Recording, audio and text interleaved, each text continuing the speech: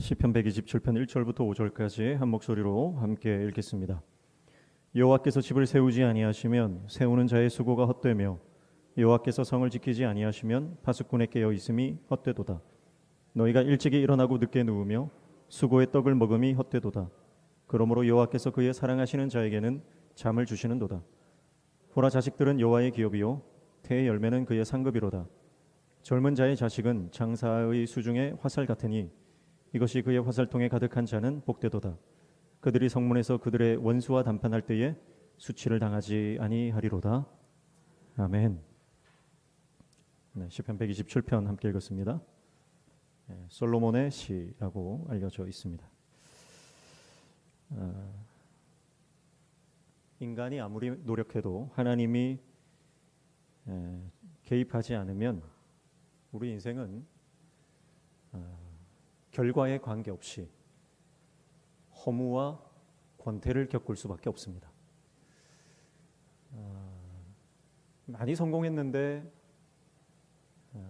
절망에 빠지고 삶의 무기력감 가운데 빠지고 허탈감과 허무함 가운데 살아가는 사람들이 얼마나 많은지 모릅니다.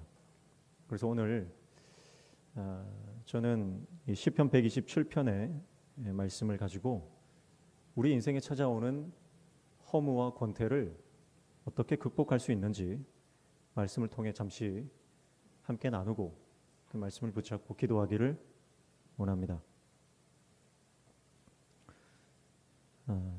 먼저 1절에 보시면 여호와께서 집을 세우지 아니하시면 세우는 자의 수고가 헛되며 여호와께서 성을 지키지 아니하시면 파수꾼의 깨어 있음이 헛되도다. 그렇게 말씀을 하고 있습니다.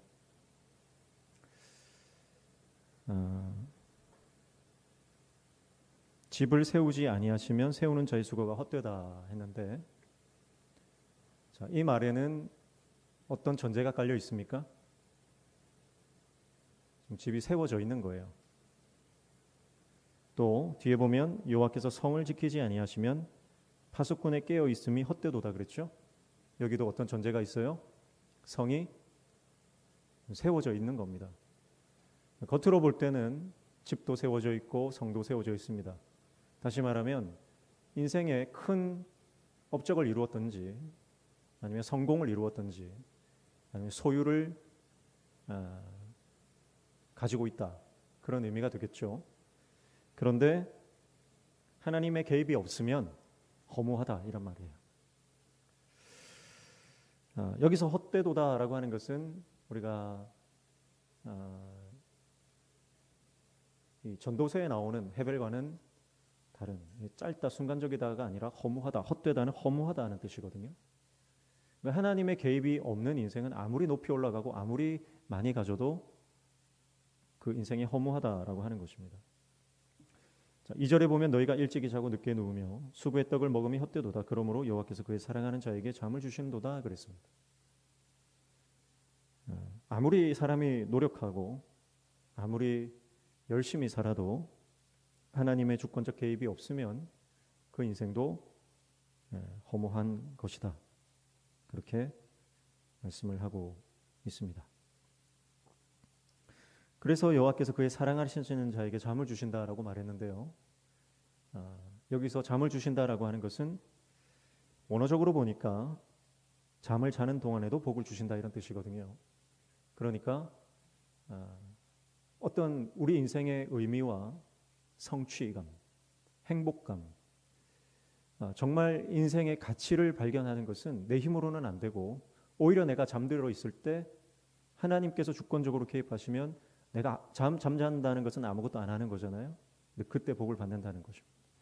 그러니까 하나님께서 주시는 복은 전적으로 하나님의 주권과 개입에 달려 있다라고 하는 것을 말하는 것입니다. 그래서 3절 보시면 보라, 자식들은 여호와의 기업이요 태의 열매는 그의 상급이다 그랬는데요. 자식을 우리가 뭐 가족 계획을 하긴 하지만, 자녀 계획을 하지만 마음대로 됩니까? 생명에 관한 것은 오직 하나님께 달려 있는 것 아닙니까? 그러니까 갑자기 인생의 허무에 대해서 말하면서 자식이 기업이고 이런 것을 말하는 것은 결국은 우리 인생의 모든 것이 하나님의 주권에 달려 있고 생명과 또 우리의 소유와 우리의 존재와 또 우리의 일상까지 다 하나님의 주권 안에 있다는 것을 말하고 있는 것입니다. 그런 의미에서 127편을 우리가 바라봐야 한다는 것이죠. 그래서 저는 이 말씀을 토대로 어떻게 하면 우리가 인생의 허물을 극복하고 참된 삶의 의미를 찾으며 하나님 주신 목적대로 살아갈 수 있는지 세 가지를 함께 나누고 싶습니다. 첫 번째는 행복감이 아니라 삶의 의미를 찾아라라고 하는 것입니다. 삶의 허물을 극복하기 위해서 우리는 끊임없이 행복을 찾아 헤맵니다.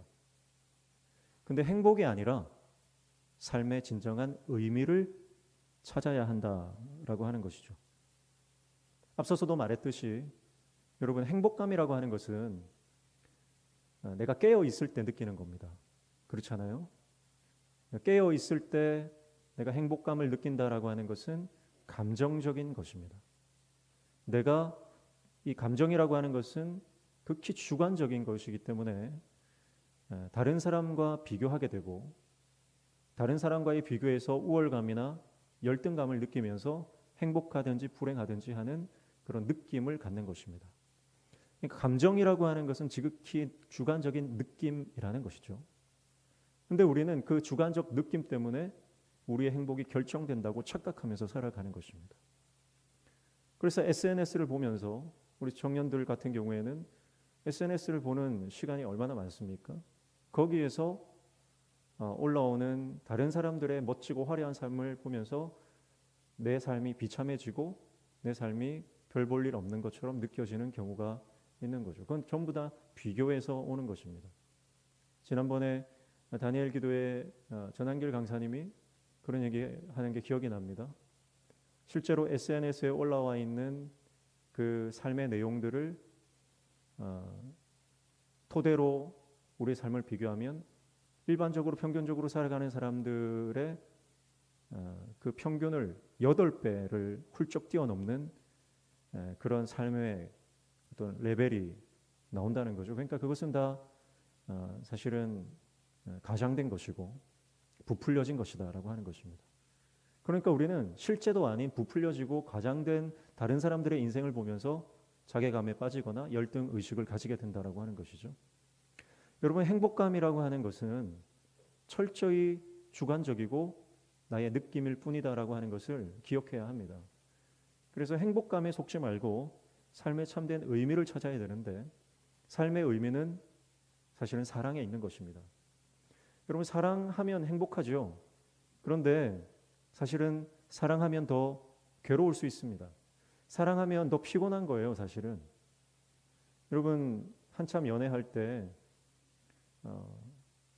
그 내가 사랑하는 그 대상을 위해서 헌신하고 수고하고 밤잠 못 자가면서 편지도 쓰고 종이학도 접고 선물도 마련하고 그렇게 다 해보셨잖아요. 그렇죠? 표정이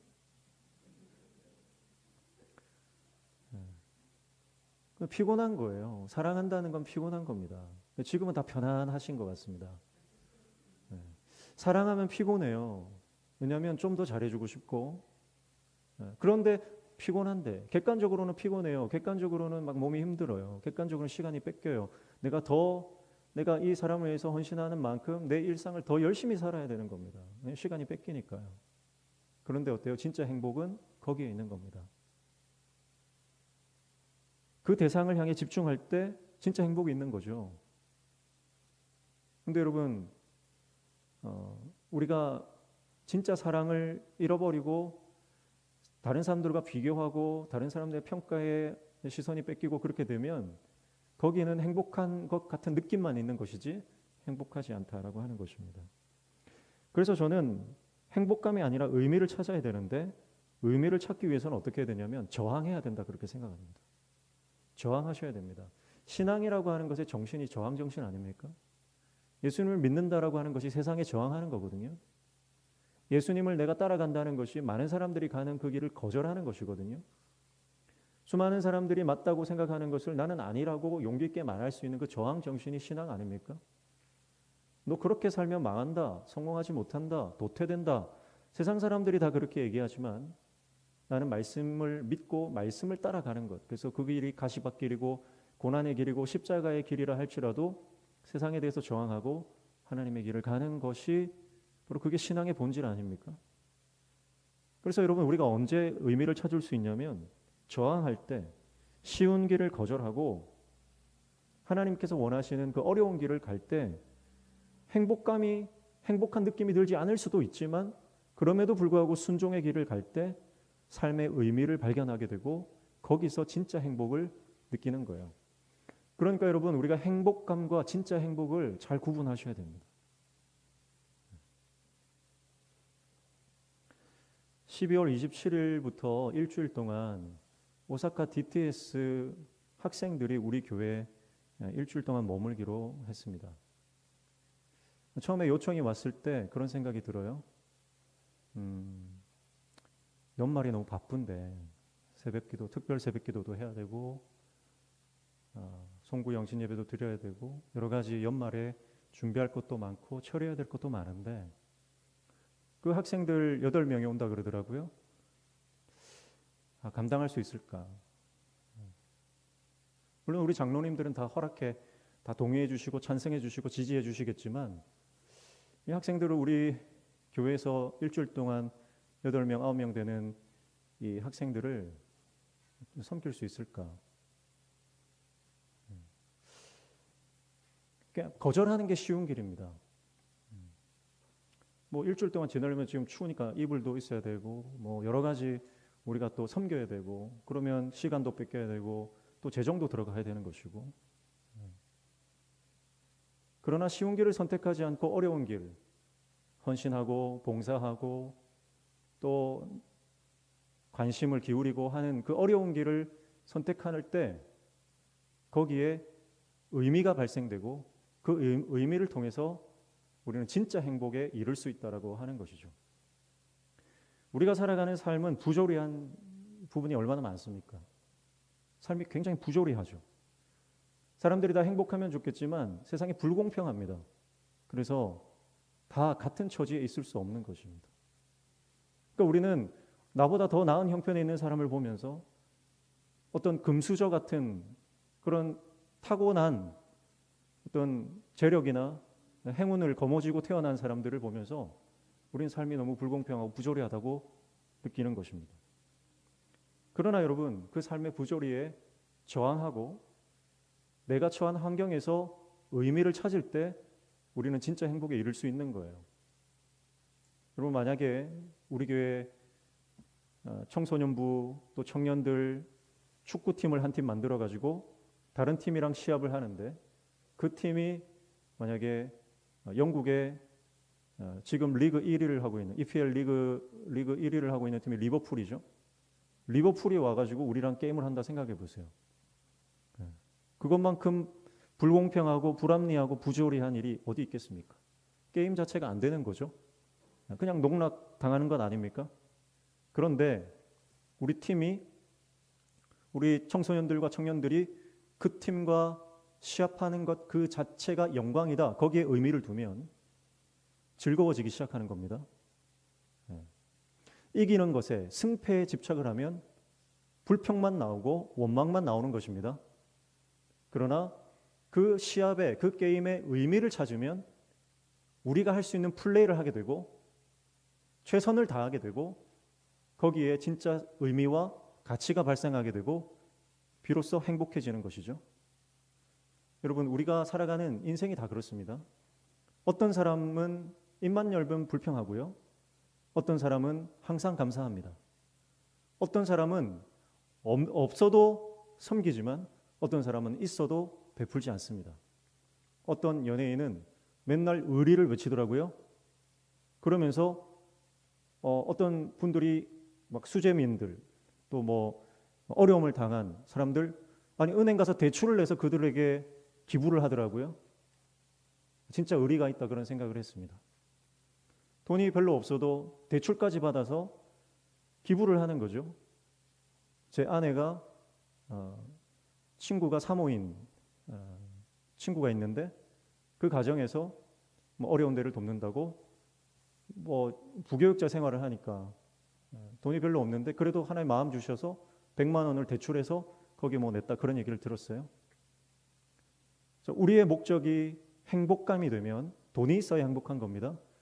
그러나 우리의 목적이 의미가 되면 돈이 없어도 대출을 내서 거기에 기부를 해도 행복한 겁니다. 그러니까 여러분 우리가 삶에 저항해야 됩니다. 부조리와 불합리와 불공평과 부당함에 저항하셔야 됩니다. 그리고 저항할 때 의미가 발생되고 참된 인생의 행복이 진짜 다가오게 되는 것입니다. 그래서 만약에 우리 청소년 청년들이 리버풀과 게임을 했는데 30대 0, 40대 0으로 졌다. 그렇다 할지라도 포기하지 않고 끝까지 뛰었다.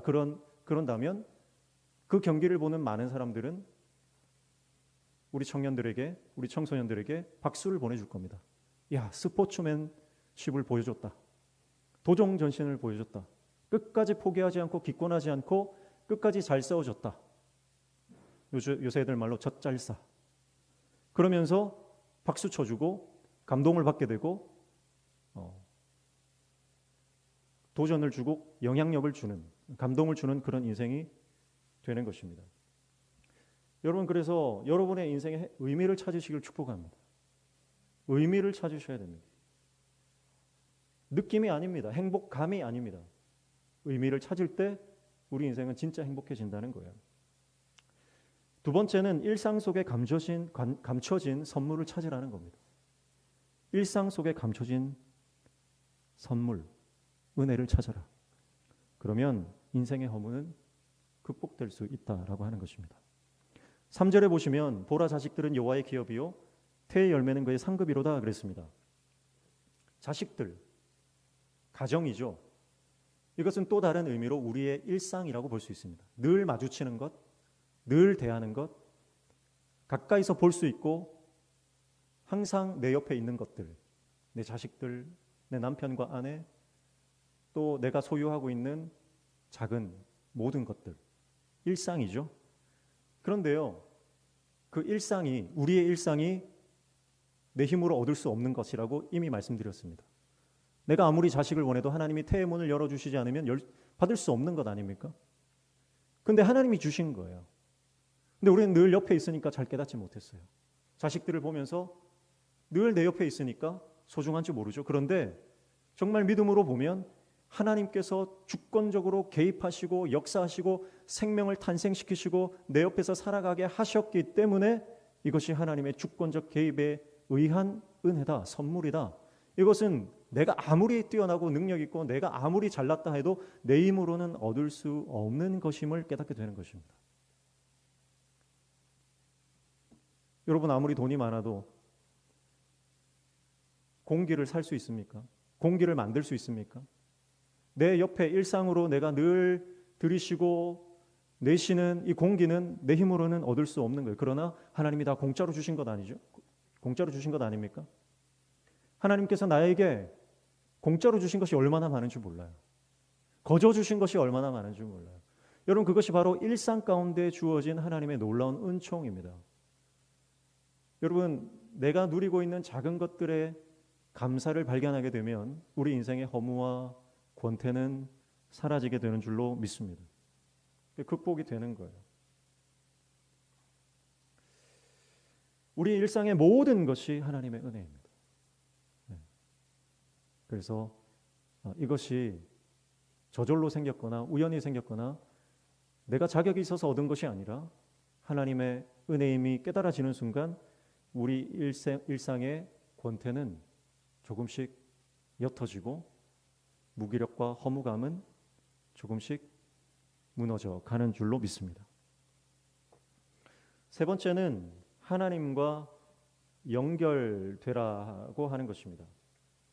앞서도 얘기했지만 하나님께서 사랑하는 자에게 잠을 주신다고 했는데 잠을 주신다라고 하는 것은 내가 잠들어 있는 때에도 하나님은 나를 위해 일하시고 나에게 복을 주시는 분이다라고 하는 것이죠. 그것은 하나님과 내가 얼마나 긴밀하게 연결되어 있고 하나님이 나를 얼마나 사랑하시는지를 증명하는 것입니다. 오늘 저와 여러분이 내가 수고하고 일하지 않아도 하나님의 복이 우리에게 임하는 줄로 믿고 그 하나님을 신뢰하며 나아가는 저와 여러분 되시길 축복합니다. 그래서 하나님과 연결되어 있으면 우리 인생의 허무는 극복이 되고요. 하나님과 연결되어 있으면 우리는 어떤 상황에서도 행복을 경험하는 인생으로 살아갈 수가 있는 것입니다. 브라운관 TV가 고물상에 있으면 고물일 뿐입니다. 그러나 백남준에게 가면 보물이 되는 것입니다. 마이클 조단이 농구계에서는 보물이지만 야구계에서는 고물과 같은 거죠. 여러분, 우리의 인생이 어디에 있느냐, 누구와 연결되느냐에 따라서 우리 인생의 가치는 완전히 바뀌게 되는 것입니다. 내가 아무리 많은 것을 가지고 있다 해도 하나님과 단절되고 영적으로 죽어버리면 우리 인생은 허무함 그 자체가 되는 것입니다. 그러나 우리의 인생의 형편이 어떠하든지 내가 주님께 붙들려 있으면 우리 인생은 가치 있고 의미 있고 능력 있는 인생으로 쓰임받게 되는 줄로 믿습니다. 하나님이 함께 하시는 인생은 그 형태가 어떻든지, 그 모양이 어떻든지 하나님이 함께 하시는 인생은 쓰임받는 인생이요, 사람 살리는 인생 되는 줄로 믿습니다. 내가 수고하고 얻는 대가가 적든지 많든지, 내가 땀 흘려 일한 노동의 대가가 얼마이든지 관계없이 하나님의 임재와 하나님의 개입과 하나님의 섭리를 경험하며 살아가는 인생은 아름다운 인생인 줄로 믿습니다. 그러나 하나님이 없는 인생은 그 자체로 이미 죽은 고목나무와 같은 것입니다. 그러나 여러분, 우리가 죽은 고목나무와 같은 상태라 할지라도 하나님과 다시 연결되기만 하면 하나님은 그 죽은 고목나무를 세계에 둘도 없는 아름다운 바이올린이나 이런 악기로 만드시는 하나님의 놀라운 손길이 우리 삶 가운데 임하게 되는 줄로 믿습니다. 이것이 우리 인생의 허무와 권태와 무기력증을 극복하게 하는 말씀의 원리라고 저는 생각합니다. 누구나 살아가면서 절망하고 누구나 인생 가운데 위기를 경험합니다. 영적으로도 마찬가지입니다. 영적으로도 충만할 때가 있고 그리고 결핍될 때가 있습니다. 우리가 신앙생활 하면서도 능력 있게 사명 감당할 때가 있는가 하면 정말 더 이상 한 발짝도 나아갈 수 없을 것 같은 그런 힘겨움 가운데 있을 수도 있습니다. 정말 열심히 사역하고 늘 밝은 미소와 씩씩한 태도로 주님의 사명을 감당했던 사람이 한순간에 마음이 우울해지고 표정에 기쁨이 사라지고 그리고 어깨가 축 처질 수 있는 것입니다. 누구나 그럴 수 있습니다. 그러나 여러분, 그 무기력과 우울감과 허무한 그 자리에 머물러 있지 마시고 삶의 의미를 다시 찾으십시오. 흘러가는 대로 나를 그냥 내버려 두지 마시고 저항하십시오. 하나님의 말씀으로 도전하십시오. 하나님의 말씀이 내 삶 가운데 이루어짐을 믿고 순종의 길로 나아가십시오. 그러면 우리는 일상 가운데 하나님께서 숨겨놓으신 보물을 찾게 될 것입니다. 그래서 인생은 소풍과 같은 것이 되는 거예요. 우리는 다 돌아갈 곳이 있기 때문에, 돌아갈 본향이 있기 때문에 우리의 인생은 소풍이 되는 것입니다. 그러나 돌아갈 곳이 없는 사람들은요, 아무리 멋지고 화려한 길을 걸어도 그들은 방랑자요, 방황하는 인생이요, 난민일 것입니다. 여러분, 우리가 하나님께 돌아갈 그날을 기다리며 우리가 인생을 살아갈 때 우리 인생은 마치 일상 속에 감춰진 보물을 찾아가는 소풍과 같은 인생이 되는 것입니다. 그래서 날마다 우리는 연결되려고 노력하는데 세상과 연결되거나 사람과 연결되거나 아니면 세상의 헛된 우상들과 연결되는 것이 아니라 하나님과 연결되고 하늘과 연결되고 영적으로 소통되어 하나님께 붙들려 고물이 아니라 보물과 같은 인생을 사시기를 주님의 이름으로 축복합니다. 우리 인생에 날이 저물 때가 있습니다. 우리 인생에 석양이 지고 쓸쓸하고 애처로운 그 빈들과 같은 인생이 펼쳐질 수 있습니다. 그러나 그 빈들에서도 우리 주님이 우리와 함께 하시고 우리의 삶에 개입하시고 우리의 영에 임재하고 계시면 그 빈들은 많은 사람을 먹여 살리는 사명의 자리로 바뀔 것이고 다시 힘과 용기를 얻는 회복의 자리가 될 줄로 믿습니다. 여러분의 가정과 여러분의 직장과 여러분의 모든 삶의 그 자리에서 여러분이 관계하고 있는 남편과 아내와 자녀들과 직장 동료들과 모든 지인들 안에서 여러분, 우리는 어쩌면 이 무기력과 권태와 허무함 가운데 빠져 허우적될 수 있지만 그러나 어떤 관계와 상황 가운데서도 주님 붙들면 주님의 말씀이 우리를 회복시키고 우리를 아름답게 다시 일으켜 세우심을 믿고 여러분, 오늘도 그 주님께 우리의 인생의 운명을 맡기는 저와 여러분 되시기를 축복합니다. 아침에도 말씀드렸지만 사람의 끝에서 하나님은 새로운 일을 시작하시는 것입니다. 내가 끝이라고 생각해도 주님께 붙들리면 하나님은 그 끝을 새로운 인생의 서막으로 그 장을 여시는 것입니다. 오늘 저와 여러분이 어쩌면 이 자리에 내가 왜 인생을 살아가는가? 내가 교회 다니는 이유가 뭔가? 그런 존재론적이고 본질적인 질문 앞에 해답을 찾지 못해 헤매고 마음 어려워 이 자리에 앉아 계신 분들이 있다면 이 시간에 성령께서 우리의 마음을 말씀으로 조명해 주시고 우리 안에 있는 모든 어둠을 물리쳐 주시고 몰아내 주시고 우리 안에 밝은 빛을 비춰 주셔서 다시 일어나 주의 사명을 향해 달려나갈 수 있는 힘과 용기를 허락해 주실 줄로 믿습니다.